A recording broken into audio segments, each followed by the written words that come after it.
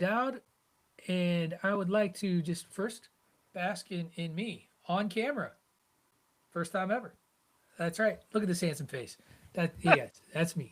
Adorable, gorgeous, wearing my Cusco-topia shirt because I'm a Disney guy. Welcome in though to another edition of the Four Corners podcast here on the Chairshot Radio Network, a part of the Chairshot.com, where we remind you to always use your head.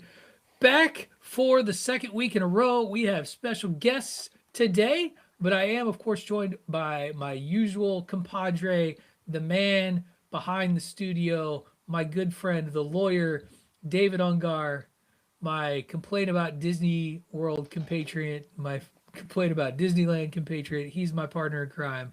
We are also, of course, joined by, as you can see before you, Raymond S. Cashington, Esquire, and PC Tunney, the executive vice president of Wednesday evening programming on the Chairshot Radio Network. In particular, There we is have none. the There's Greg no DeMarco Wednesday. show. There is I no had to Wednesday I, programming. I had to check with Greg DeMarco and be like, "Are we canceled, bro? Like, did we end the show and you just didn't tell me?" Like, I just keep getting texts that are like, "Hey, man, I can't do it this week." He was sick last week, Uh, and then he's had the little O'Dowd has been back from college, and the winter break family time the took little over. Demarco. The Wait, little wait, wait. DeMarco, the The little little O'Dowd's O'Dowd in is up. college now? Okay. He is not Wow. there yet, and That's boy, that do we not want MCU to. We time don't want to think change. about that yet. We do not want to think about that. We are navigating eighth grade. Um, I got to start though because I wasn't here last week. These three gentlemen held down the fort, did the Four Corners podcast, and we are back live streaming here on Saturday, January 17th, to do a basically a big football preview weekend with the NFL and the college football playoff both going strong. College football playoff, we will crown a national champion on Monday. I would like to speculate or postulate that it should have been yesterday. Yesterday would have been a great day, a Friday evening with no real competition because college basketball wasn't really happening, wasn't much going on in the other ranks. But as it is, we got a Saturday, Sunday of NFL football in front of us and a Monday college football game that will determine a national championship. And we're going to cover it all here today. But I wanted to clear something up. I wasn't here last week, and Dave spread some lies. Oh boy. Well, Again? I was not bowling for dollars last week. You got my schedule confused. I'm bowling for Oh. dollars next week. Oh, This I week, prostrate myself before the court. well, I mean, we don't need to know about your personal medical history. That's fine. You But said we will. prostrate. Anyway, Oh, I thought you said prostate. My mistake. Um, what I can say is that one, had I known you guys were going to want to record on a Saturday, like my time wasn't consumed for Saturday. I could have done a live stream. Thanks for the invite. You know, decisions to that go live and no phone calls made. That's cool. I get it. It's because you hate me. You don't like me. It's because I Ray is at least Ray's showing the truth. Ray is showing the truth here. No, Only it on was the fine. calls. Outside of the calls, you're one of my favorite people. Just on the Nah, calls. on I will say it was fine. I was otherwise occupied by the time I learned that the show was going live, so I couldn't join anyway. But no, next week is the true beginning of bowling tournament season. I am in a singles tournament next weekend. That should be either exciting or humiliating. I never have an in between tournament. I either bowl out of my mind or the struggle is real and I just never get off the struggle bus. So we'll see how it goes. Could go either way. Um, and then vacation season is not far behind either. I'm about to go hang out with the mouse for a couple weeks in a row too. That's going to be great. Lots going on there. Gentlemen, how are you? How are you? I know you didn't miss me because you talked for 2 hours, so you clearly enjoyed your time together on the Four Quarters podcast last week. That was quite a Well, conversation. that's just the Bears fan in you saying that. We always miss you, Patrick. I don't know. I don't know. that's the Well, Bears fan. just well, there is a natural pessimism to being a Bears fan. Like that is just where I know we've what I'm been for the talking about, last Dave. 40 years. Yeah, he's not crazy Man. crazy. He does know some stuff when it comes to the bear psyche, and we're going to talk about all about the bear psyche in the second half of the show. First half of the show is going to focus on the college football playoff. I thought about talking a little bit about the fact that the Dodgers just signed a player Kyle Tucker. who, Kyle Tucker, yeah. I wasn't going to name it because it could be any player on the Dodgers. Kyle Well, Tucker's contract that they just signed for is what, 60 million. That is more than the entire starting or the entire 26-man St. Louis Cardinal roster for the coming spring. Like, it's well, insane. It is patently insane how much money the you, Dodgers do just you throwing out there. guys do you guys see any way we avoid a baseball lockout Nope. next year? No, Nope. no, no. This is That's this is coming. so That's out of coming. hand at this point. Like, it is so out of hand, and this is the pendulum that has swung in the sport, where we've gone from this model of just really strong owner control, the sort of the boys club, the back, like, we have gone very much in the other direction with players being able to get paid, which rightfully so, and is a mess that Major League Baseball has made for itself. And Um, brother, Sure but have. the concessions that the owners are going to have to give the players to get a salary cap is going to be ginormous. I agree. It's gonna be something to see. It's gonna, I don't know. It's just the haves and the have-nots. The disparity is so ridiculous, and it's not gonna go away. No matter what agreement gets made, like, they'll find a way, like they always do. This isn't going to be the NFL or even the NBA to a certain extent, where there is E- a modicum of competitive balance when it comes to talent and talent acquisition. Even if they do the floor, like the NBA has a floor now where you have to Right. spend so much money. You think if they had a floor, would that help? It's like the Marlins have to spend $50 million a year or something like that. Well, No, I think. Oh, go ahead, Dave. they need a cap. I mean, there's no and if or buts Well, about for it. They've sure, got yeah, to yeah, get a yeah. cap. Yeah. But So also, I there's people who are because of the way the revenue share works, they just make all their money off the Submarine Yankees, Red themselves, yeah. Sox. Yeah. So no. if the bottom teams had to get a floor, the top teams had to have a cap because it's not all just at the top. It'll bring it closer. The and the small market teams, quote unquote small market teams, are the ones that I'm more interested in watching than that there is the sky is the limit, the ceiling is the roof, to quote the great Michael Jordan. Uh, that I'm more interested in if they did do something like a salary limit, a baseline that everybody has to hit, because like the Cardinals are in a full rebuild mode. So the reason their payroll is incredibly low is because they have shed a lot of Sure. contracts. They shed Nolan Arenado. The year before they showed Thank you, by the way. Goldschmidt. What? Oh, you're welcome. Where did he go? But Who did he go to, Ray? enjoy his 200 average and no power, because that dude can't hit for shit right now. He's a His decline has been so acute that I and it's not even against like in all left-handed pitching, right-handed pitching. It hasn't mattered. It's been hard to watch, Ray. It's been hard to watch. I Like, believe you. it was so sharp. So it was He's a a Diamondback contract. now, by the way, Dave. He is. Yeah, he was traded to the Arizona Diamondbacks Look, I for mean, I mean, as a Nationals fan, we haven't done shit since winning the title in 2019. So we're going right. on. So Yeah, all of this has everything to exactly. do with Indiana and Miami facing up against one another in the college football playoff, But which is that goes where, to show you how much there is to talk about. There's nothing to well, talk about in yeah, this game. there. I mean, we're not even going to touch the NCAA point shaving revelation, the indictments that came out this week, that like 2 days ago, of just various players handed over, shaving points. And it's hilarious. If you think this is limited to the mid-major colleges that were listed, you're kidding yourself, Noble fan.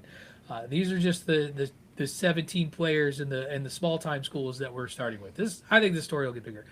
But what we are going to do is we're going to look at two college football playoff games. One that was not particularly exciting to watch because it was very much over before halftime, and another game that was very, very exciting to watch, came right down to the end, and was amongst the best games I watched last weekend. So let's start with the boring one. Indiana came out, pick sixes Oregon to start the game. First play out of the gate.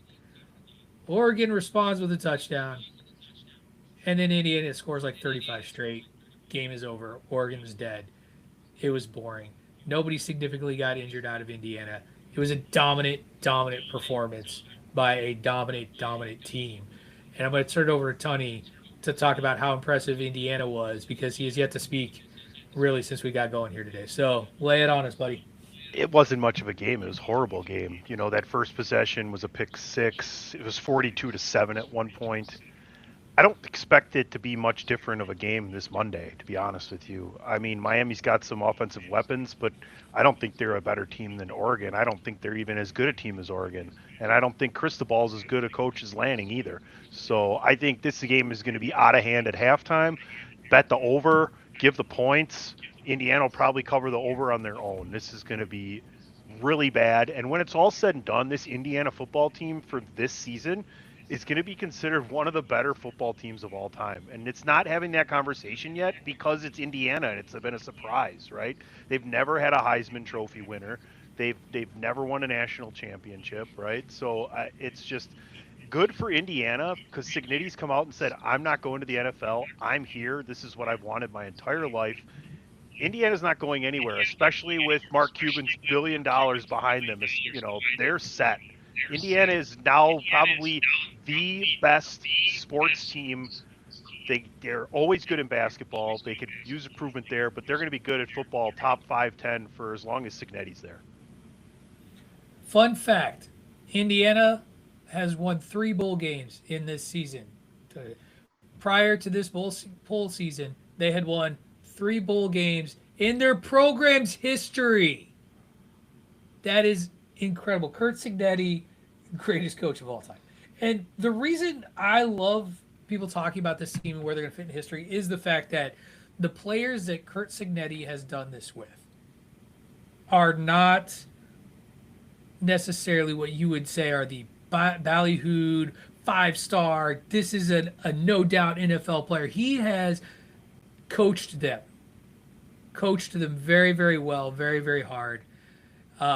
Yeah, we just Dave stepped away for a second. I think it's an audio issue that he's trying to work through. So I'm assuming he will be back. Bear with. That point, Go ahead. To that point, Patrick, they have no 5-star recruits on their roster. No, at all. They're That's just amazing. now entering into that game in this recruiting cycle with, the transfer game and their 2027 class, not their 2026 class, where you're starting to see like all the high school all-star games are starting to ramp up right now. And that is where, sorry. Dave just sent me a text. Everything just crashed. So we're going to keep rolling along and see what happens here because it says we're live. It says we're still going. Technical difficulties are part of life. It's hosted online, so it's not affected by them. Yeah. So we'll be okay when he gets back in. Anyway, so there's all this talent that's now starting to, like, Indiana is now a school that is being looked at as an elite school because of these 2 seasons and what Kurt Cignetti has done for the program. And so it's outstanding. It's wonderful to see it happen. On the other side, I want to make sure I didn't misquote you, Tony, because when I listened to the show and I listened to you talk about the Ole Miss Miami game, did you say that Ole Miss was going to win by 2 touchdowns? I obviously, since you're bringing it up.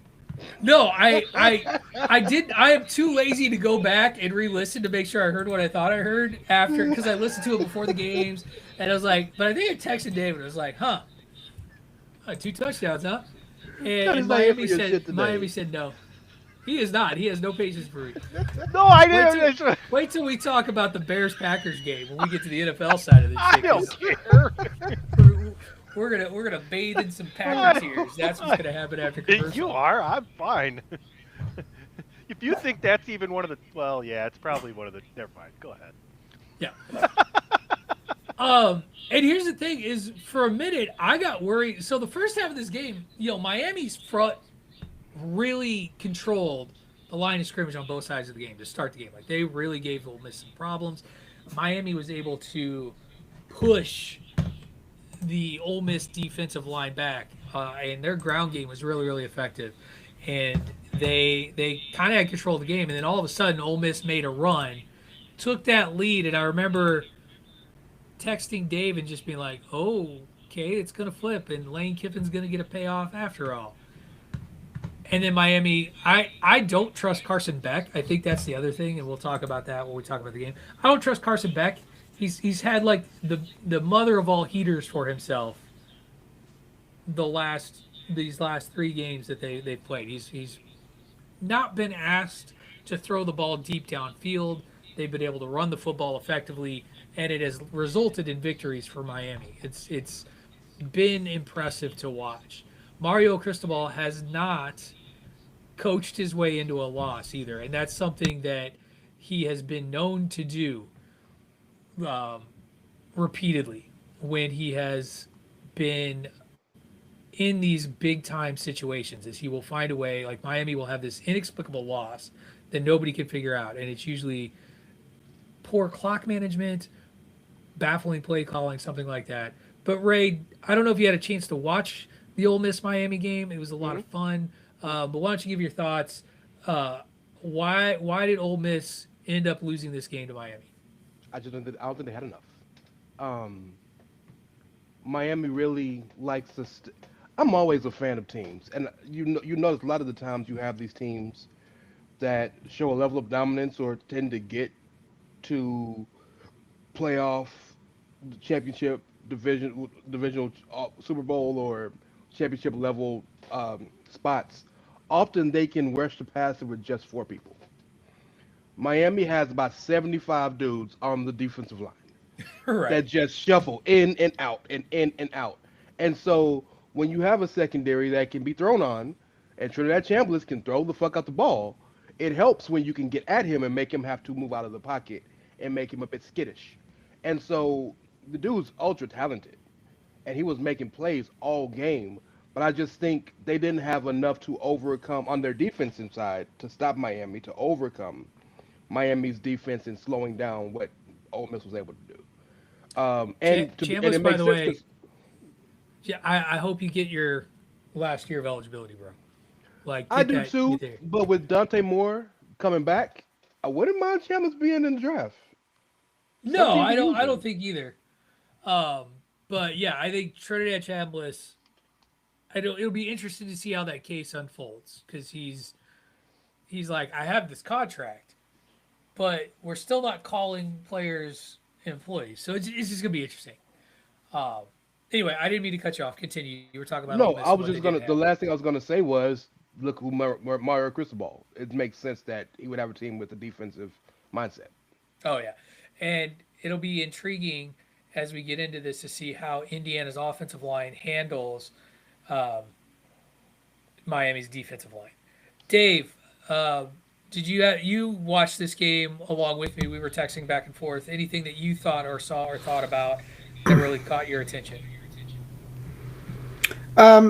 Probably not much more than I think than what we had discussed last week on the show. That it was a great game. Miami just had one more big play in them than than Ole Miss did at the end of the day. I mean, it was one of those things where whoever got the ball last was probably going to win, and yeah, it was like one of those situations where I don't know. We talked about it last week, whether it was PI on the last play or not. They're not going to call that even if it was. No. But it was a great game. Obviously, comparing it to Oregon and and Indiana, which was a joke. But yeah, I thought that was probably the game of the playoffs so far. I don't anticipate we're going to get that this time around, but who knows? Tony, let's turn our attention. I know you already talked about this. What does Miami have to do? I know you've already predicted a blowout. What does Miami have to do to not get blown out? Score early and score often. They have to be able to run the ball. They can't. Malachi Tony can't be the only playmaker, right? You need Marks and the other receiver. His name is escaping me at the moment, but yeah. And like you said, Carson Beck has to be perfect. No turnovers, and they have to put points on the board in the first half because they're not going to stop Indiana. They're not going to hold Indiana to Indiana's going to score in the mid 30s just by showing up. I think they're going to be in the 60s probably by the end of the night. I think that the biggest thing on the defensive side of the football that Miami has to do, and I think Ray, you'll agree with me on this one. It's they have to that front four has to make Mendoza uncomfortable. They have to get after him. Indiana can give up a sack or two, and they need to try and do their damnedest to keep Mendoza within a pocket that they collapse. Don't let Mendoza get out into space. When Mendoza escapes, he's going to hit an open guy. And I think that's key. I think that, yeah, Miami's got dudes in the secondary, but Indiana's got dudes at receiver. They got 3 guys right now who can make plays and make big plays. And you give Mendoza time, those guys are going to get open, and Mendoza's going to find them. You're so kind, the way you're speaking, both of you. The real answer, for those of you listening, fellow listeners, the real answer is the only way to stop them, the only hope Miami has, is since they in Miami, to give them some bad Cuban sandwiches, and so that way Fernando Mendoza can't play. There is no shot Miami has to win this game, and if they win, I'll be the first one to come out here and say I was dead ass wrong. There is no shot. Indiana is just too stacked on every side of the ball. I spent my last time talking about how dominant Miami's defensive line is, right? You know who else got a pretty damn good defensive line? The Indiana fucking Hoosiers. Like this is not gonna be a good shout for Miami. Tony's right. You got to keep up. So Indiana scoring, what'd you say, Tony? At least 35? At least? I mean, just by showing up, if they have a bad game, say they turn the ball over twice, I still think they're in the 30s. They don't turn the ball over, they're covering the over. So we talking at least 5 touchdowns. So if you ain't talking about the game 35-35, you don't have a shot. Dave, do you give Miami any chance? Absolutely, I give them a chance. Certainly. I think you've got to get the Miami defense that showed up against Ohio State.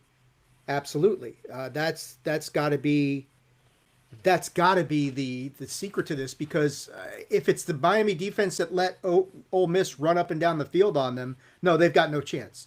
But they're going to have to put out the defense that stifled the Ohio State Buckeyes, who are no slouches either, defending champions and all that stuff.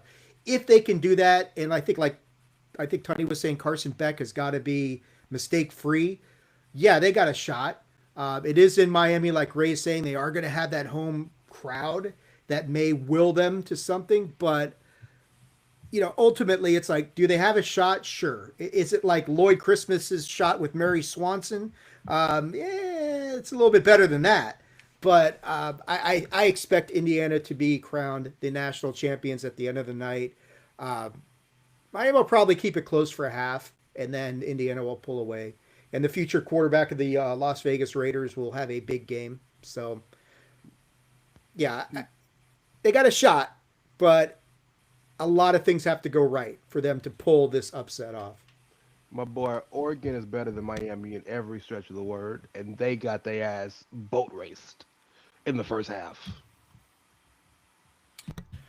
I don't think Oregon has the defense that Miami does. Not even close. I'll give you that. I'll give you that. And I will say this: Indiana, when they went to Eugene, it was a closer game, and there were a couple of late turnovers made the big difference. Ohio State did hold them close, but Indiana was that was their off game, like their off perform. Like they didn't look sharp. Penn State's the only team that gave them true trouble this season. When they played at Happy Valley, and Penn State had dudes on defense, and that was what made the difference. And that was right after Franklin got fired, or maybe it was one of the games that got Franklin fired. But I remember that game. They were playing very inspired. They really, they got after Mendoza. They gave the Indiana offensive line trouble. Indiana defensively is so impressive and so well coached and so well disciplined. They don't have the best athletes, but they're a team that is always in the right place for whatever they're running. Their guys don't get caught out of position very often. They don't get lost in coverage. They may not always get to the quarterback, but their linebackers fill gaps extraordinarily well. And I think you hear a lot of pundits talking about Miami's going to be able to run the ball. I don't think they're going to be able to run the ball as well as folks seem to think, because unlike other teams, Miami doesn't get lost, or Indiana doesn't get lost. Their linebackers don't get lost. They fill gaps extremely well. They tackle extremely well. I also think Indiana wins. I don't know that it'll be like a 60-some point to 30-some point win. I do think they'll win by 2 scores. I will steal Tunney's phrase. They're going to beat Miami by 2 scores. That'll be predictions. No, I'm not picking a score. I'm just going by Just margin. I'm curious. picking an Indiana winner. I hate doing scores. I don't like doing spreads. Pick a winner. Just pick a winner. All right, we're going to take our first commercial break. When we come back, we are going to our only commercial break. When we come back, we are going to talk NFL playoffs. We have 4 games, 1 coming up a little bit. We got 2 tonight, 2 tomorrow. It's going to be a great time. Dave's going to kick them in order for us, so stick around. We're going to give our own analysis and breakdown. You're listening to the Four Corners Podcast here on the Chairshot Radio Network, part of the Chairshot.com. Welcome back. Those of you who are listening on the podcast, those of you on the stream, you never left. Thanks for staying. You are listening to the Four Corners Podcast here on the Chairshot Radio Network, part of the Chairshot.com, where we remind you to always use your head. Patrick O'Dowd, David Ungar, Ray Cash, and PC Tunney here this week. Remember to head over to ProWrestlingTees.com/theChairShot for all of your sweet, sweet Chairshot swag needs. Someday, maybe we need to have a Four Corners shirt that nobody buys. Just say no. Just throwing it out there. Why Throwing it out not? there. Dave's got a logo behind us. It's a logo. It's something. Anyway, gentlemen, we are here in the, what do we call this? The quarterfinals? Quarterfinals of The divisional divisional round. final, The the divisional divisional round of round. the NFL play, the NFL playoffs. Interesting mixed bag of games, if you asked me last week, with just sort of the output. Obviously, I am thrilled with the result of the Green Bay Chicago game. We'll get to that a little bit later. But there were some games where the score wasn't close, but the game didn't feel all that close, if that makes sense. Like, I never felt like the team that won was out of control. I am deeply concerned about the meat grinder that the San Francisco 49ers team has apparently gone through. Like, it's literally held together with rubber bands and duct tape at this point. But Dave has some lovely graphics as we start breaking these games down, because we have an exciting weekend in front of us. So Dave, I'm gonna hand you over to the Magic as we're gonna break these down in order of gameplay. Oh, there it goes. And we're gonna start in Denver. Josh Allen and the Buffalo Bills taking on the Fighting Sean Paytons, who get really mad. Sean Payton gets really upset if you ask about downhill runners and linebackers tackling them. Did y'all see that? No? Jump on YouTube. So this reporter asked I can't remember who's coming back for Denver. Somebody who's injured on the defensive JK. side of the ball. Yeah, Oh, defense. defense. Oh, okay. No. I And know the Dobbins reporter was just hurt, though. Yeah, so the reporter just basically asked Sean Payton, hey, how does this guy help against a downhill running attack? And like, Sean Payton is like, oh, you know about downhill running? What do you know about downhill running? Nothing? Oh, that's what I thought. Oh, is it great to have such and such back? He was just a real dick about it. And it was just like, Maybe, you know what we should do? Let's Yeah. have people stop covering football. Let's have people stop watching football. Let's stop having sponsors sponsor football. And then no one will bother Sean Payton, and Sean Payton won't make any fucking money. How about that, Sean Payton? Hey, Sean Payton, how about that, Sean Payton? I see that you are a big fan of Sean Payton. But How about no, that? it was. Yeah, how about that? So I have to admit, I have watched maybe 15 minutes of a Denver Broncos game all season. Out here on the East Coast, as a guy without Sunday Ticket or whatever it used to be. Yeah, Sunday Ticket or Red Zone.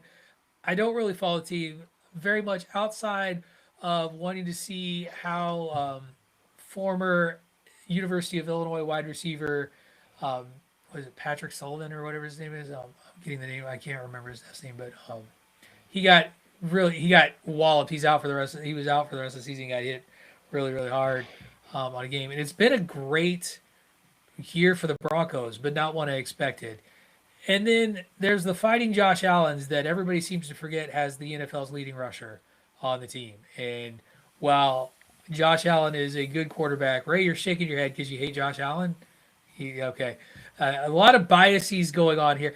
I have nothing against Josh Allen. I think that his contributions to victory get somewhat overstated at times. Yes, he makes terrific plays. Yes, he is mobile. He also had the best rusher in football. I will say that that guy did not show up last week in the Buffalo Bills victory. He only ran for like 46 yards, and it did take Josh Allen making some throws down the stretch. But I don't know what to make of this game, so I'm going to hand it over to the panel and let PC Tunney go first and talk about how much he loves Sean Payton and why the Buffalo Bills are going to beat the Denver Broncos because he hates Sean Payton. I don't hate Sean Payton. He's just annoying. He's a dick. It's fine. He's just not worth thinking about that much. Denver's got a really good football team. He's turned that team around. Bo Nix came in ready to accept the challenge of being Sean Payton's quarterback. He's done a great job, right? The problem is they don't have a ton of weapons on offense. I feel it coming. Here's the thing about it too. Like Bo Nix against this Buffalo defense, they have all these mirror fronts where they'll have 4 guys up front, but not all of the front men will rush. They'll drop a lineman back, and then they got like Milano or some other linebacker coming in. So their blitz scheme is pretty complex when you get in that 3rd and long, 2nd and long situations. I expect Buffalo's offense, the running game, to be able to travel on the road here. So I think this is a pretty easy Buffalo victory after they turn Bo Nix over a couple of times. By the way, it's Pat Bryant. Pat Bryant was the name of the Illinois receiver that I was not remembering. Sorry. This is not going to be a good segment for me. Keep going. All right, Ray would like us to skip because he hates the Bills. Tony already picked the Bills. He did the beautiful thing where you build up the other team, and Denver has a great year, and Bo Nix and this and that. But well, it's hard. I struggle to believe in Bo Nix. I will admit that. Like I always look at the quarterbacks. I do think they have the advantage of quarterback as much as you don't like them on the Buffalo side of things. And again, this is me being a victim of not watching them. I just haven't seen them. So it's hard to really know whether or not Buffalo is going to beat Denver or what Denver does. You know what I mean? I do, and that's it's very fair. No criticism at all. Even for picking I'm picking Buffalo. I get it. No criticism. But here's one thing that you can understand very easily, Patrick. Bo Nix is Caleb Williams West. In the 4th quarter, the boy's a superstar. Boy make plays in the 4th quarter. So if RJ Harvey's had a good year, J.K. Dobbins should be healthy. So the running game should be well. Their defense gets added. The Texans have kind of blown up and become the hot defense of the time, deservedly so. But you know who's the best defense for most of the league this year? The Denver Broncos. Yeah, I know that. I do know that. I did know that they had an elite defense. So, for the Buffalo Bills, Josh Allen is Superman and all this stuff, whatever. Probably why I hate this motherfucker. But it makes all the sense in the world, right? But you're right. The Jags had a great defensive scheme last week and shut down, for the most part, James Cook. They don't really have any wideouts of note other than Khalil Shakir, who actually balled the fuck out last week. So word to Khalil Shakir. Their tight ends are really, really good. But Josh sometimes forgets he has them. He just won't even look at them sometimes, right? And I guarantee you, no disrespect to Jacksonville, I guarantee you ain't going to be no 10-yard tush pushes against the Denver Broncos defense. That was ridiculous. That was absolutely ridiculous. Dave, by the way, real fast, the Jags lost the game not because they got beat. They lost the game in the first half when they went forward on 4th down instead of kicking, and Trevor long ass damn fibula couldn't get over the first down marker. Long ass game. He got a long ass dog. Like people have long legs. Yeah. That motherfucker got a long between knee and and, ankle. and just beautiful wavy hair. Well, Look yeah, at of like course. that, Head and shoulders, flowing you already know what it locks. is. He's the Henry Cavill of professional. And I was just kidding. I just wanted to make Dave make a face. Dave, your thoughts on this game before we move over further on the West Coast? Yeah. I I think like the Denver Broncos are a really, really good team. I think they're obviously ahead of schedule. I don't think anybody saw them getting the number one seed in the AFC this year. So kudos to them. They do, like Ray saying, they have an amazing defense. But I do think that this experience that Josh Allen has gotten from playing the dynasty of the AFC and losing for all those years, I go back to what I said last week. His kryptonite is gone. There is no Kansas City Chiefs. There is no Patrick Mahomes. There is no Lamar Jackson. They had every opportunity to lose that game to Jacksonville last week, and Josh Allen balled out and pulled that out. Ray hates the guy. I get it. But I think that experience is going to come in handy here. And yes, Patrick, you've raised your hand. I don't think that Patrick Mahomes was Josh Allen's kryptonite. I think success is Josh Allen's kryptonite. That's my boy. Come through, Patrick. Hey, we don't have the soundboard, but if we did, give that boy a ding. Yeah. hey, and the Super Bowl is Buffalo's kryptonite. You know what I'm talking about? Oh, Well, I lost 4 bets in a row, but that's okay. But I think the Bills, I'm with Tony on this one. I think the Bills put some pressure on Bo Nix. He's very young. If they make a mistake, then, Buffalo's going to capitalize on that. Weather's not going to be a factor because the weather in Buffalo is equally nasty to whatever they're going to get in Denver. So I like the Bills' experience. I like Josh Allen. I think they'll get the running game going a little bit more than they did against Jacksonville. Denver certainly can pull this thing out. They've got home field advantage. They're rested. They're the number one seed. But I do like Buffalo and Josh Allen in that experience to carry them back to the AFC Championship. Sorry, Ray. Not sorry. I'm not sending either of you to a birthday present. Neither. Just like to remind you all, Denver did win 13 games for a reason. So, all right, we are going to move on now to the next game, further along all the way to the coast, all the way to the West Coast, as we are going to talk about the San Francisco Niners dragging their ambulance and broken bodies to Seattle to take on the Seattle Seahawks and another just stout defense. I personally love their secondary. I love the Seattle Seahawks secondary. Again, not that I want to be a University of Illinois homer, but I'm gonna. Devin Witherspoon is a beast of a defensive back. Love him. Love the Seattle Seahawks here. I just think that San Francisco, the injuries are gonna catch up, and I think this is the day that it catches up. There's just too many people hurt, and I also. I don't know. I don't believe. A lot of times this comes down to quarterbacks I believe in versus don't believe in. I know Sam Darnold and this oblique thing is going to be talked about in a couple of minutes for y'all. Brock Purdy's another guy that every time I watch him, I try to figure out how the fuck does he win football games. Oh, it's because Christian McCaffrey can catch a football. Oh, George Kittle can catch a football. But you don't have George Kittle. I don't see it. I see Seattle winning this game, injured Darnold or no injured Darnold. That's all I'm going to say about that one. Dave, you went last the previous game. You go first this game.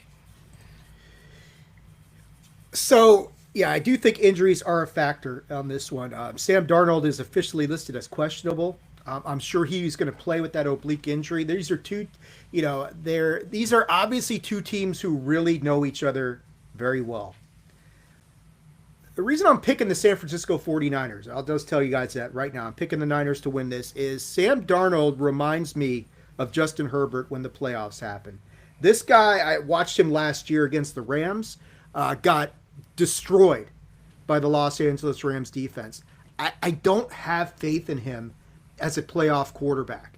And And I just think, and the Niners, when they lost to Seattle a couple weeks ago, they were just a couple of plays away and some poor execution from winning that game and getting the number one seed in the NFC. So the Seahawks are a really really good team. They're another where you got both number one seeds playing today, and I'm picking against both of them. I do like McCaffrey to make a big play. I like the Niners to force Darnold into some pressure situations and to force him into some turnovers. He's just like, seriously, just like Justin Herbert. Prove me wrong. Justin Herbert didn't do that last week, obviously. And I don't think Sam Darnold is going to do that this week. I like the 49ers to win this game. And I got a feeling about this that I'm going to go San Francisco beating Seattle. Probably not by much. It's going to be a great game because I love the fact that these teams know each other so well. But I got the Niners pulling the upset here, guys. Tony is doing his best Larry David. I have the Niners. I'll take the points for sure. Like, don't pass up the 7 or whatever you can get, whatever book, probably 7.5 somewhere. It sucks George Kittle's out because I mean this could have been. It really sucks that they're so banged up like they always have been. Seattle's so good. Their defense is so underrated. I think they have a really good football coach too. I think they just need to get to Darnold. Darnold's got that oblique, and that could be a problem. Kenneth Walker is so solid. Jackson and Jigba Smith might be the best receiver in the league right now, but I have to go with the Niners. Brock Purdy is the most underrated quarterback in the league, Patrick. He just gets shit done. He makes plays on time. He knows his offense. He knows his own limitations, and he knows what he can do better than other people against certain situations on the defense. Yeah, McCaffrey is having one of his best years just because he's been able to stay healthy. So give me the 49ers able to make some defensive plays and get to their 20th NFC Championship game. Important detail about Brock Purdy that you forgot. He went He's to a Purdue. fucking goof. He went to Iowa State. He went to Patrick, Purdue. Is that our criteria now? He's a goof, so He's a goof. he's just You All watch right. that guy? Patrick is cooking today, y'all. This is the most confusing game for me because conventional wisdom tells you that with everything that's happening going into the game, the Seahawks should blow them out, right? That's conventional wisdom. But then the one slight question mark that the Seahawks have might even not even play Sam Darnold. I don't trust Drew Lock any more than I trust Cristobal, the coach for Brock Mario Purdy. Cristobal. Yeah, Oh, or Brock sorry. Purdy, right? So then that makes you think about San Francisco. And for all of Brock Purdy's inequities and issues, he's had a decent year when he's been healthy. But then George Kittle's out. And Jawan Jennings can't catch 30 balls. Somebody else got to catch the ball. They got to throw it. And I know CMC's had a great receiving year, but they got to have more than those two guys, right? With that defense. So that brings me back to Seattle. So I think we're really going to have a very ugly, defensively struggled type of game, like a 13-7 or one of those type games. And one of the hardest places to play, if not maybe the hardest, is the former Quest Field, whatever the fuck it's called now. That's a hard ass place to play. There's only two teams in all of football, college or pro, that have have trademarked the 12th man. That's Texas A&M, and that's the Seattle Seahawks. I got Seattle, bro. I just think Kyle Shanahan maybe has best career job ever for what he's been able to overcome with as bad a season injury-wise they've had. But Mike McDonald is coach of the year, in my opinion. 14 games with this team. So yeah, I think the Seahawks host the NFC Championship game next week. Yeah, Seattle just doesn't lose very often at home too, and I think that is a big thing to pay attention to. All right, turning the If they were fully page. healthy, it might be a different conversation. They're not healthy. Maybe. That's still a tough place to win. Turning the page to the bane of my existence out here in New England because Patriot fans are back, and that's super awesome. Let me tell you, there's nothing more obnoxious than a Patriot fan, and this coming from a Bears fan who's had to listen to Packer fans rub it in his face for 40 years.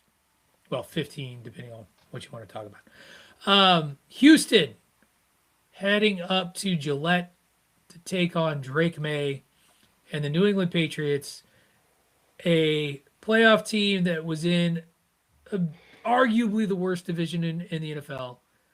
I can't remember how many teams they had beaten with a winning record this season, but it wasn't very many.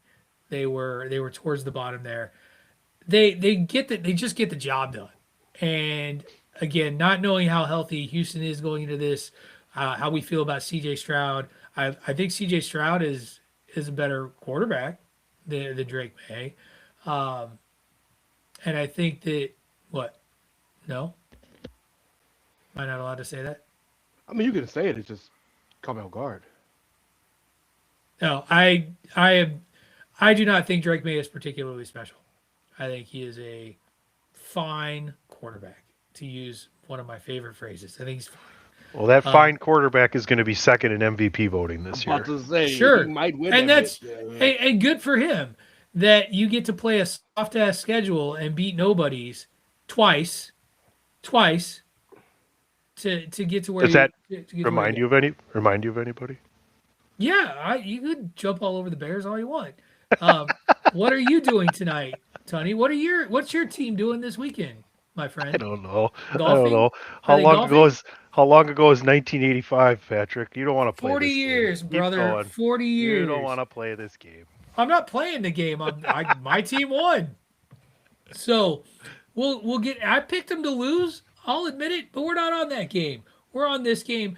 I think New England will win this game for all of my dislike because the universe hates me, and when New England keeps winning, that means I have to work more. So and it's going to be cold and miserable. It's currently snowing outside my window right now.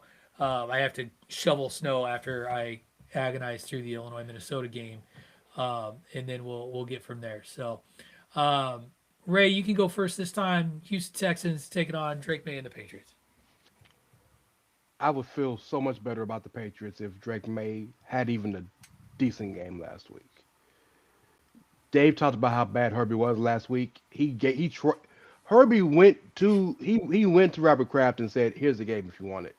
I don't want the game. You got it." And Drake May said, "No, son, I don't want it. We're not taking it. Take that out your hand, Robert Kraft." Like Drake May really tried his best to give the game back. And so he had a great year. I get it. First playoff game. There's some jitters. I understand. This ain't the right team to be playing after that type of game, my boy. The Texans, the no hunter, and if it wasn't for a man breaking the record, shout out to Miles Garrett, maybe defensive player of the year, Will Anderson Jr. Definitely one of the best leaders in football of these newer crop of people. Will Anderson Jr. is fantastic. They want to hurt you. They're not trying to just tackle you, sack you, strip the ball. They want to hurt you. They want to make sure that they see your chart when you go to the hospital. Like it's real for this team, and they have adopted a mantra that Tunney, the guy that just mentioned, the team we just mentioned, the '85 Bears, or the 2000 Ravens, or the 2002 Bucks, or the Legion of Boom, have adopted. We don't need you to score no fucking points offense. We'll score the points for our damn self. So, if CJ Stroud, Woody Marks give them anything, Texans gonna blow them out. I got the Texans going in, and I got the Texans winning. And that's no disrespect to the Patriots. I just think the Patriots, much like you guys think the Broncos, are just a year too early. So yeah, Texans coming in and they gonna dominate, bro. Dave. Uh, some of what Ray says, I can agree with. Drake May looked like dog shit in the first half against San Diego, or it's not San Diego, L.A. I did it again, Ray. Sorry, but I called him he St. played. Louis yesterday at work, and to a No, younger I've done that person, and too. I've done to that like too. someone in their 20s, and they're like, "Who's St. Louis?" I go, "Never mind." Um, Drake May played much better in the second half when he had to, when that game was still close, and he really helped push New England past the Chargers. I agree that Houston is probably the worst team you want to play in this situation because nobody has been hotter than the Texans down the stretch, especially at that slow start. But I think Ray's underestimating the New England defense badly in this game. Oh, hold up, And hold up. the Chargers' offensive line was fucking dog shit. So Well, they were, don't tell me but they were dog shit. They were you running cannot. free. They were running free on Herbert. Like I Yeah, don't but think that that's going to happen against is New that England the or Chargers' Houston. offensive line, or is that Yes, it's the Patriots' 100%. defense? You go back and watch Nah. that. They were like it was blown assignments. Guys just in the wrong, double team in the wrong dude. The Patriots defense is not elite like that. They're not. Uh, Sorry, Dave. I didn't mean to you're, yell at you. I don't mean to yell at you. I don't know. I'm That's going to what yell makes it at you. good. I Fuck the Patriots. I Fuck them I right think in you the ears. guys are. I think you guys are both underestimating the Patriots' defense. I think, unlike the other games that Houston going into New England to Boston to play that game, if weather's a factor, that certainly gives the Patriots a distinct advantage. Drake May. Yeah, I mean, he's probably going to get runner-up for MVP, even if you arguably should say he should get the MVP for the job that he has done. I do agree that New England's ahead of schedule. But, if you're telling me to compare CJ Stroud to Josh Allen, sorry, Ray, no, I'm not going to do that. I'm taking the Patriots to win this game at home. It should be a great game. I like New England in this one. They are battle tested from last week. They got Vrabel's got them humming on all cylinders. I think May's going to have a solid game. Houston certainly can win. I do agree, like I said, with Ray that this is the wrong team to play at the wrong time. But I do like the New England Patriots to prevail and go to the to host that big clash with the Bills for the AFC Championship. You motherfucker. For the record, I never said that the Love Texans you, were gonna Ray. score. Love you, Ray. I literally said the Texans defense will score for themselves. So They nobody's may. underestimating the New England's defense. They might shut them out, and they still might lose 14-10. Tony. Vrabel, man, what a turnaround, hey? Coach of the year, right? Amazing. Other than Ben Johnson. I'd give it to Liam Cohen. That's who Mike I'd give it to. McDonald. I'd give it to Liam Cohen. I heard you, Ray. They won like 4 games last year. The best, Anyway, possibly the sorry, best that was my coach in fault. the NFL could be DeMeco Ryans. Like, he's amazing. And the fact that they got Stroud and Will Anderson in the same draft and just turned everything around. Like, they've won a playoff game the last 2 years, right? Their defense is the best group left playing in the NFL, and that's why they're going to win. Drake May doesn't stand a chance against this defense. The only quarterback that's going to beat this defense is Don't do when it. Don't Josh do it. Allen God takes the damn it. Buffalo Bills to the Super Bowl. So All right. I'm We are taking just Houston. stirring. And if you want to take the best bet of the weekend, take the under in this game. That's All probably right. true. Now that we've riled Dave, or not Dave up, we've riled Ray up repeatedly. Ray, by the way, can only who tell would the have truth, called Ray. it? Who would have known that on this show, it's like Bizarro World from Bandwagon Nerds because we're like best friends. Yes, it's crazy. When it comes to the show, we're like copacetic. It's time to talk about the Bears and the St. Louis or the St. Louis Rams. I did it too. The Los Angeles Rams. Here's all I'm going to say. Tunney mentioned this when talking about my lone text to him during the Bears Packers game when it was 21-3 was when I sent that text, and I wrote well shit because they were or no, what I didn't write well shit. I sent the Dr. Evil gif where he says well shit, and I was done. Like Jordan Love, the offense is moving the ball at will. The Bears cannot tackle. They cannot cover. Dudes are running free. It was just boom, boom, boom, boom. I was like, oh, goody, we scored a field goal on the opening drive. And I remember being like, that's not going to be enough if the defense can't hold.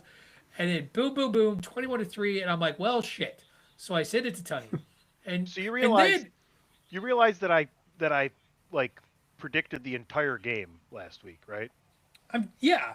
And I get that Dave, Except picked my the Bears end. to win. Oh no, Yeah, I except did because I said the Packers. There's no reason the Packers won't be whooping their ass at halftime, and they should easily win the football game. And then I said, but nobody loses in the playoffs in more spectacular fashion than the Green Bay Packers. Go ahead, continue with your story, Patrick. So so then I turned into Randy Quaid in Major League Two, where the Fuck you, Joe Bears Boo. I do it myself. no, the Bears kick a field goal and I'm like, big deal, 21-6, 21-9. Well, they're still not going to come back and win. 21-16. Now the Packers going to score a touchdown. 28-16. I told you.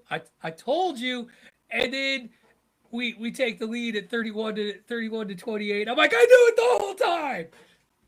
Uh, and then was like, holy geez, they found a way to win.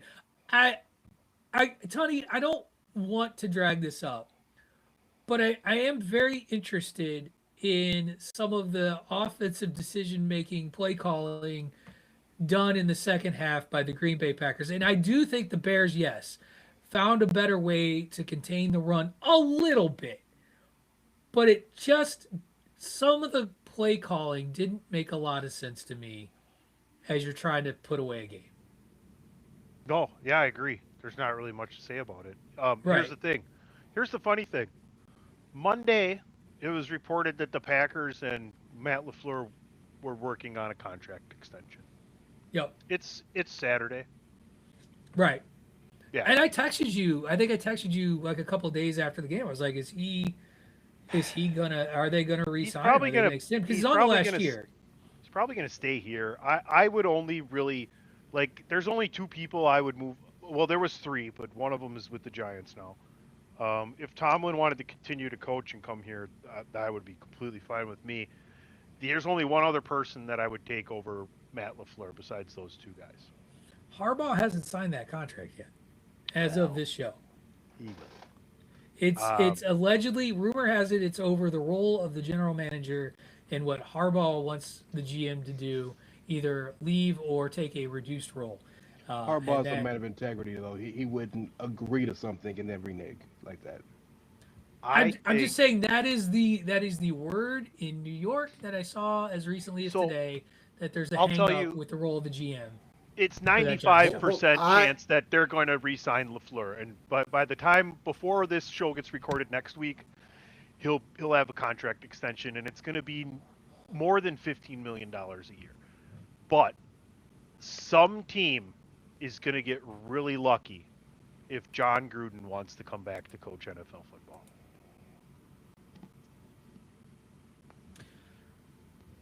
On to the game. On to the No? game. No?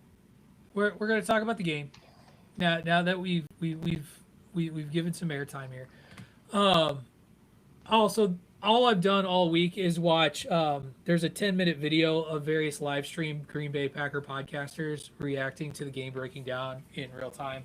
Oh, That I enjoy thoroughly. As there's this guy who doesn't look like he could throw a ball 5 yards, calling the entire Packer team losers, and I just don't understand how you can be that big of a dick to your own team, unless you're me, who is now going to talk about how the Los Angeles Rams are going to beat the Chicago Bears this weekend in Soldier Field in Chicago. Weather be damned. I'm just going to say this, the defense is so turnover dependent to be successful. And yes, they have the league leader in turnovers in their secondary. And maybe this is just the salty bear. I love Caleb Williams. I love his play in fourth quarters. I love how he has played down the stretch. I wish he could not throw a screen pass 75 miles an hour to Kyle Monungai. I need Ben Johnson to run the dang ball. Like, run the dang ball. You have two top-tier running backs. Run the dang ball. Do you think Ben Johnson is an idiot for handling the Green Bay Packers the way he's handled them? Yes. Like it's so stupid. Like why like, oh, there's a hornet's nest. Let's go over there and tie ourselves to the tree and then kick the fucking nest. That's just dumb. And I sometimes see this with offensive coaches, where I'm the genius. I know how to do this, and I'm going to go against everything that makes us successful. The Bears have to run the football against the Rams, and they need to not put it all on Caleb's shoulders to start the game. Do what got you. Do what led you to beat the Eagles. Like the reason they beat the Philadelphia Eagles during the regular season, comeback or no, was being able to get Swift and Monungai to just run. Like they ran the football, the offensive line exerted their will, pushed that defensive line back. You gained yardage. I think that offensively the Bears will find ways to score. I don't. I think this is going to feel a lot like the San Francisco 49er game during the regular season, where the Bears will make a charge, but the shortcomings of the defense that lead up to that late charge will just make the mountain a little too much to overcome. And I love that it seems like we found a dude at tight end in Colston Loveland. Oh, I think he's been terrific. And you still have Cole Kmet, who is solid, but not he's not doing what Loveland's doing. And we keep hearing about how great Rome Odunze is, but like he's not been a factor really this season. He's been hurt too much. So, and DJ Moore can only do so much. DJ Moore, he had the catch that kept the game going, but I don't see it. I see the Bears losing in a close one to the Rams, trying to score late in the fourth quarter to get like a touchdown or whatever, but they fall just short. Tunny, I turn it to you. Boy, the Chicago Bears have made leaps and bounds in improving their football team. They're a better team. Very good football team. They have a very good quarterback. They have a very good coach. You have an improved offensive line. You have very opportunistic defense. Your biggest advantage is your offensive weapons and your size in the receiving core over a smaller secondary of the Los Angeles Rams. The problem is this game's going to be won on the ground. And I think the levity of the situation is going to hit a very green Chicago Bears team at the wrong time. The Rams are proven. They have Super Bowl winning coach and quarterback.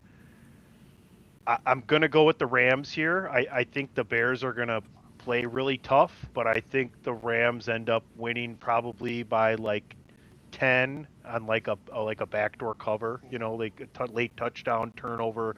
What are they, like 7.5? Or they're not even that high, are they? It's 3.5, I think. 3.5. 3.5. So kudos to Chicago, man. If they win this game, good for them. I good for you guys. I mean, there are teams in professional sports throughout different major federations, associations, and leagues that when they're better, they make their sport better.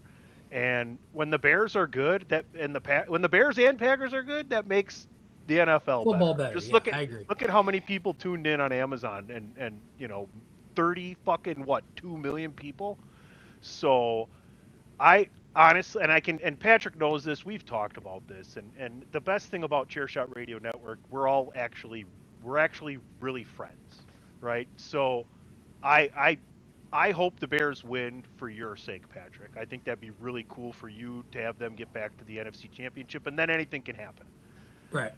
I don't think it's going to happen, though. I'm going to pick the Los Angeles Rams and say that, it's going to be fucking cold. That's the only thing I can guarantee. One other thing I want to roll back to, I think that this is another instance of a team that, like, when we talked about the Bears at the beginning of the year, I said they'd be better, but I didn't think that they would make the playoffs.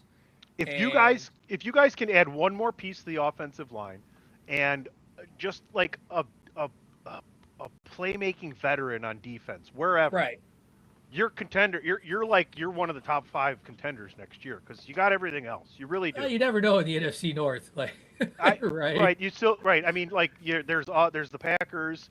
The Lions aren't going anywhere. The Vikings is fucked up as their season was. Still won 9 fucking games. Right. Right. So, Kevin O'Connell's a really good fucking football coach. So, yeah, the division doesn't get any easier. Dave, your thoughts on this game? So, on November 23rd, the Rams beat the Tampa Bay Buccaneers 34-7. And Pat, I know we were talking on Four Corners, and at that point in time, I declared the Los Angeles Rams the best team in football. And if that LA Rams team shows up for an entire 4 quarters, then I could agree with you and I could agree with Tunney that the Rams are going to win. But that's not who the Rams are anymore. This is the same team that dropped a game to the Carolina Panthers. This is the same team that lost to the Atlanta Falcons, lost to the Seahawks in spectacular flameout fashion, struggled mightily and barely beat the Carolina Panthers and blew a 2-touchdown lead in the process of that versus, you guys talk about Ben Johnson should run the ball. And as one thing I learned about Ben Johnson is if you think he's going to do one thing, he's going to do the opposite. So I don't think they're going to run the ball at all. I think he's going to have Caleb air this thing out. I think he's going to keep the Rams off balance. If the Rams' only chance is to just get the Bears down by like 3 touchdowns and keep their foot on their throat and not allow the Bears back in this game at all. I don't think it's going to happen. I think it's a close game again. I think the Chicago Bears, if there's a team of destiny right now, it sure looks like them. They will get to the 4th quarter. Caleb Williams will pull this thing out, and the Rams will do what the Rams do. Be inconsistent at the worst possible time. This game will, honestly, this game is going to mimic in many ways the Rams-Eagles game in the divisional round from last year. It's going to look a lot like that. There's going to be a big play late in the game that puts this away for the Bears. They're going back to the NFC Championship game, Pat. I am picking the Chicago Bears to defeat the LA Rams. You said something that I'm going to pair with what Patrick said. And you said when you think Ben Johnson's going to do something, he does the other thing. Well, that's going to cost what's going to cost the Chicago Bears. Because Patrick already said it. Sometimes Ben Johnson is cute just to be cute so he can be the cute guy on the block. That's not going to fucking work tomorrow. Not against Sean McVay. It's just not. Okay. Ray, you'll see. Your turn, buddy. I got eyes. Terry Bradshaw is not a top 20 quarterback all time. All right. You really want to get into that now? No. See, now that Patrick's back on the show, we don't go 7 hours talking about weird shit. Ray, it's your turn. Just give I also don't think Terry Bradshaw is a top 20 quarterback at all. Yeah. He's not even close top 20 all time. Yeah. So 3-1, Dave loses. Ray, go. Talk about the Bears. Yeah, the game is just better and harder now. So, that's what she said. That too. The Bears have had an amazing season. Again, I think they're a year ahead of time. They had an amazing season. Ben Johnson has been an amazing coach. Caleb has, I think, shown his worth. Finally, they're not even going to be close to this game. I see your point, Dave, about the Rams having random ass struggles against random ass teams. But the Panthers weren't a bad team. They were just in a bad division. They were just inconsistent. At their best, the Panthers were a top-tier team. They just weren't at the best all year. But I think we forget a lot of the times when we think of these games, we're looking analytically at X's and O's, but we're forgetting about the human element. And quite literally, Bryce Young was playing for his job. Because next year is his 5th year they have to add on. After that, he's gone. So basically, if he didn't do good in that game, he might not be there next year. So, there was a whole lot more than just X's and O's and trying to get to the playoff, trying to get to the next round. The game last week. The Rams have been, for the majority of the year, the best team in the NFC. They have beaten more good teams by more points than any other team in the league. They maybe have the best coach, some would say. They have the dude who's trying to win his first MVP. I do not think this game is close. And most importantly, Patrick said it best. That defense over there in Chicago, sans turnovers, is hot, caliente basura. They need work. And Matthew Stafford don't turn the ball over a lot. He's had a couple games, I'll give him that.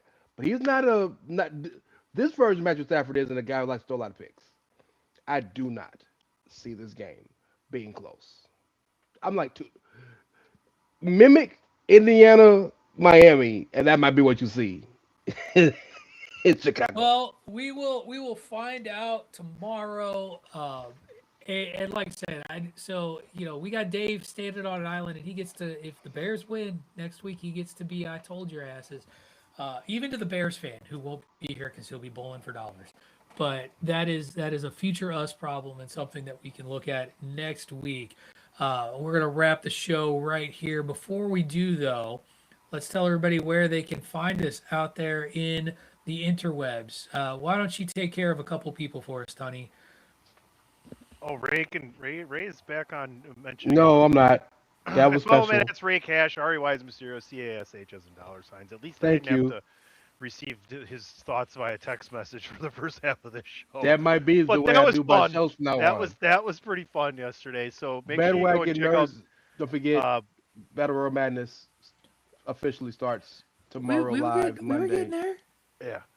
We But got make sure you go to attitudeofaggression.com and the Attitude of Aggression YouTube channel to check out part 2 of the Swaggies. We had a great time last night. Some epic run-ins.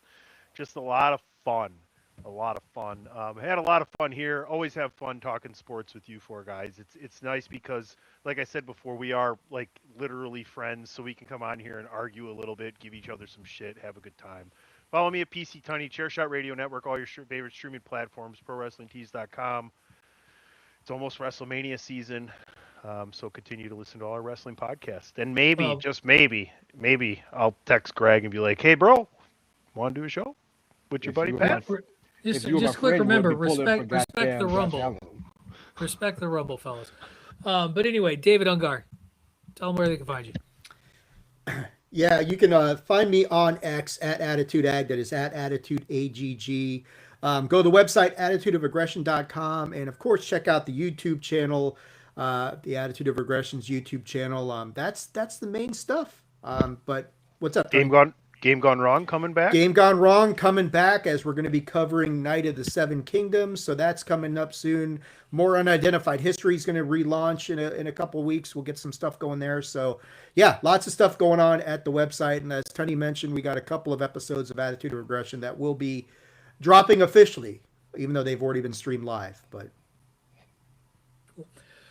So first, thank you everyone for, if you are currently watching this stream live, thank you everyone for tuning in and checking us out on a live stream. Or if you watch this, hey, the dogs are happy too. Who let the dogs out? We haven't Who? heard from the dogs in forever. Who? Anyway, that 2000 era reference was brought to you by Mr. PC Tunney. Hold on, let me get one more. In the year 2000, in the Uh, year 2000. That late 90s reference was brought to you also by PC Tunney. And if you want to hear more fun pop culture references and stuff like that, check out Bandwagon Nerds. We drop that show every Monday on the channel. You got your first ever Bandwagon Nerds live stream last week. Ray mentioned it. We're into our tournament season over on the Bandwagon, doing Battle Royal Madness right now. So be able to tune into that. You can follow me on the socials at Wrestling Realist, though. That is at WRESTLNGREALIST. You can catch me every Monday, Tuesdays, and occasional Wednesdays on the Chairshot Radio Network. Mondays talking nerdy stuff with these three yahoos as well. Sports on the Four Corners podcast with usually Dave, though we do bring in guests like we have for the playoffs with Ray and PC Tunney. We've had others on there as well. And then Wednesdays, it's Talking Wrestling with Greg DeMarco, who I have heard on good authority will be back this Wednesday. I'm hoping that happens because it's been a while. I miss talking. We haven't talked wrestling since before Christmas. So, and so looking forward to doing that sooner rather than later. But otherwise, everybody enjoy the games, enjoy the playoff games, enjoy the college football final. I hope for all of our sakes as fans that we get good games. You know, we talk about blowouts and big wins, but we all know that the close ones are more fun. So here's hoping to that. Thank you everyone for watching and for listening. This has been the Four Corners Podcast here on the Chairshot Radio Network, part of the Chairshot.com.